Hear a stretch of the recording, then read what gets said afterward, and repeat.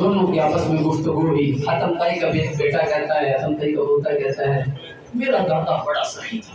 अल्लाह कितना सखी था, बड़ा सखी था, बहुत अता फरमाता था। सैयदजादा पूछा बता तो सही कितना सखी था। कहने लगे मेरे दादे की एक बहुत बड़ी हवेली थी, बहुत बड़ी हवेली थी। उस हवेली के 10 दरवाजे थे। अगर कोई बंदा एक दरवाजे से आके जो कुछ भी मांगता उसको अता कर दिया जाता।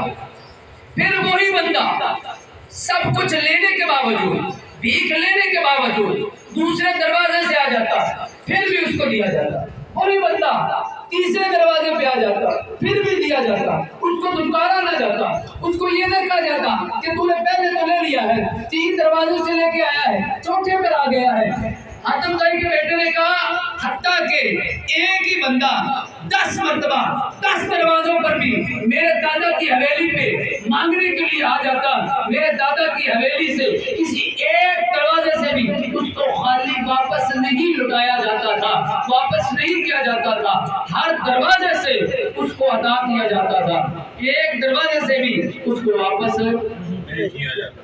सैयदजादा बोला तभी मेरे दादे की हवेली तो बड़ी थी, मेरे नाना जी की हवेली भी बड़ी नहीं थी, दरवाजे भी 10 नहीं थे, हवेली भी छोटी थी, दरवाजा भी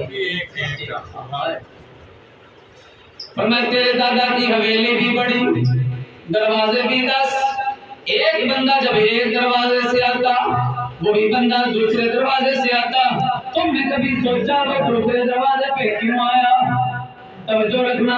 फिर वो दूसरे से तीसरे पे क्यों आया, तीसरे से चौथे पे क्यों आया? इसलिए कि पहले दरवाजे से उसको जो कुछ मिला उसका पेट नहीं भरा, फिर दूसरे पे आ गया उसकी झोली नहीं भरी, तीसरे पे आ गया, तवज्जो रखना, चौथे पे आ गया क्योंकि उसकी ख्वाहिश पूरी नहीं हुई, फिर 5वें पे आया।